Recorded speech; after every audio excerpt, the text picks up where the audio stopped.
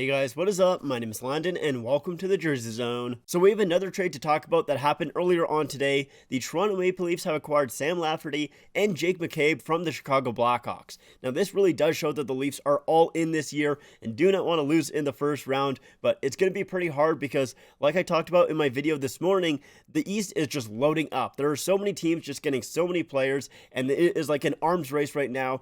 It is crazy. The first round is going to be so much fun. I cannot wait to watch it. And we still haven't even hit trade deadline day, so more trades could be coming. So I am very excited to see kind of how all of this unfolds. Before we do take a look at this trade though, if you guys are new to the channel and you like hockey content, please make sure to hit subscribe. I would really appreciate it. All right, so let's take a look at the full trade details here. So the Toronto Maple Leafs, they received Jake McCabe at 50% retained. They also get Sam Lafferty and Chicago's 5th round pick in 2024 and 2025, both of those being conditional. The Chicago Blackhawks, they received the Leafs' 1st round pick in 2025. That is also conditional. The Toronto Maple Leafs 2nd round pick in 2026, Joey Anderson and Pavel Gogolev. I think this is another great trade for the Leafs. Kyle Dubas has done a great job so far this season, in my opinion, bringing in a lot of guys and helping out the depth on this team. They have great depth, not only on defense now, but also on their forward group, especially in center. Adding Sam Lafferty here really helps them out a ton and is going to be huge for them because they've had issues, at least in my opinion,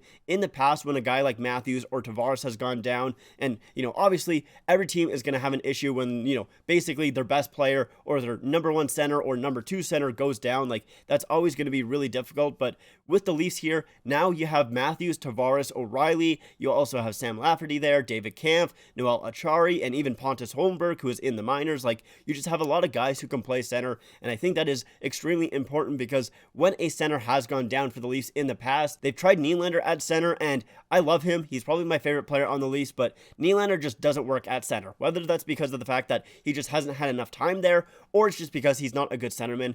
Could be either or, but when they've tried him there, it's just not looked good at all, and they've tried him there in the playoffs, and that is just not something you can do anymore. Like, it just does not work. So the fact that they have all of the center depth, I think is really going to help them. That's really going to be important for the Leafs come playoff time. Plus, he can play on the penalty kill, which is really important. I feel like the Leafs have missed Ilya Mikheyev on that PK. They lost him, obviously, to Vancouver in the offseason, and they haven't really found a great piece to kind of fill that role where they have that fast defensive player, and I feel like Lafferty can be that kind of guy, and not only is he going to be able to kill those penalties, but he can also be fairly deadly on the PK. Currently, he is leading the NHL in shorthanded goals with 4, and I really like the fact that these aren't just rentals for the Maple Leafs. You have Sam Lafferty signed at $1.15 million a season for this year and next, with Jake McCabe. Like I said, he is 50% retained, meaning that he's at $2 million a season for this year and the next 2 after that. I really like that aspect for this deal for the Maple Leafs. I think that is a great move. Now, I will say this, if you guys have tuned into my live streams, which I usually do once a week, by the way, so if you guys are interested in that,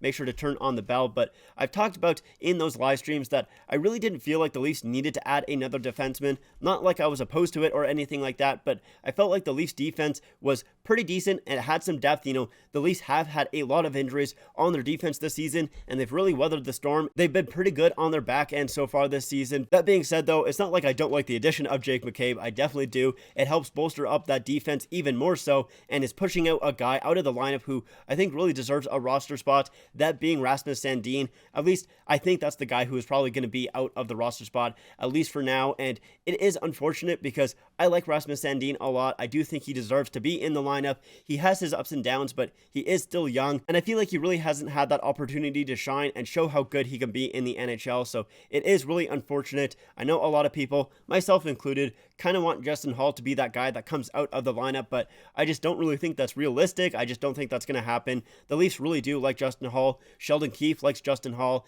and just the fact that he kills penalties, it just doesn't really seem likely that he is the guy that's going to be coming out. I feel like it is going to be Sandin. With Jake McCabe, I feel like this is the top 4 defenseman that the Leafs have been missing since Jake Muzzin went down. I mean, he does have 122 hits, so if you put that into the Leafs roster, that is the most hits, at least for a Leaf defenseman. It puts him 2 behind Zach Aston Reese, who has the most hits on the Leafs, so he can be that physical defenseman. He also does have a +7 on a Chicago Blackhawks team that's not very good either, so I think that is just really promising. I think he'll be a solid top 4 defenseman for the Leafs, and I'm really excited about this player, to be completely honest. I think it's going to be great. And honestly, the best part about these deals for the Maple Leafs, this one and also that Ryan O'Reilly deal, is the fact that you get 4 players without losing anyone off your main roster. I mean, you do lose Joey Anderson, but he only played 14 games for the Leafs, so it's not like he was an everyday player. With the Chicago Blackhawks, I do think he will be. I think he was fine for the Leafs. He just didn't really do enough to, stay an everyday player like I think he will be on the Chicago Blackhawks, who I also think did pretty well in this deal. I mean, you get a first round pick that, is top 10 protected, but I don't really think the Leafs will be bad in 2025, but maybe they will. We'll kind of have to see, I guess. And you get a second round pick, like I said, Joey Anderson and Pavel Gogolev, who has kind of split his time in between the AHL and the ECHL with the Marlies and the Growlers. So, we'll see if he really develops into anything. He was, I believe, undrafted, at least as far as I kind of was seeing, and he is a 23-year-old, so I'm not really quite too sure if he will kind of develop into anything, but maybe the Blackhawks can kind of find something in him. We'll have to see. But yeah, I like this for the Blackhawks, but I also really do like it for the Leafs as well. With the addition of these 4 important guys, including the Ryan O'Reilly deal, of course, I think it is fantastic. It's a lot of depth going into the playoffs here, so I really like this a lot for the Leafs. That are doing everything in their power to make it out of the first round, and I think Kyle Dubas has basically done as much as he can to help these guys make it out of the first round. It's really on the players now. That is going to be the factor of if they make it out of the first round or not. It's not really on Kyle Dubas at all at this point, at least in my opinion. Now, does this mean the Leafs are done? It looks like probably not, just because of the fact that if Matt Murray wants to come back off of the IR before the playoffs, they need to move someone out. They just don't have the cap space for him. So right now, it looks like there's a lot of smoke around Kerfoot, at least according to Frank Saravelli. He's saying that there's kind of some smoke in between Kerfoot going to Vancouver. If that's the case, I'm okay with that being the guy to go, because to be completely honest, I don't think Kerfoot is a bad player. I think he's just a little bit snake bitten, and honestly, at his $3.5 million cap hit, I believe, it's just a lot for a guy who is most likely going to be on your 4th line. It just doesn't really work that well. So I would be okay if that is the guy to go, because it is mostly just due to his cap hit. If he was at a lower cap hit, I think he would be fine. I wouldn't mind him on my team, but just at that $3.5 million, the Leafs can't afford it. They just really can't. So I'm fine with him going if that is the case, if that is going to happen, but the Leafs will probably have to pay Vancouver to take that contract. I don't think they'll get anything back. I don't think they'll have to pay a ton to take that contract, but they will probably have to pay something at least. But yeah, either way, we'll have to see. If Kerfoot does get traded, I'll probably make a video about it, to be completely honest, because I am a Leafs fan. But let me know what you guys think about this trade in the comments down below. And if you guys like this video, make sure to leave a like and make sure to subscribe to the channel. Also, make sure to follow me on my Instagram, my Twitter, and my TikTok. Links are all in the description down below. But like I said, that's it for me. Thank you so much for watching, and I'll see you guys next time.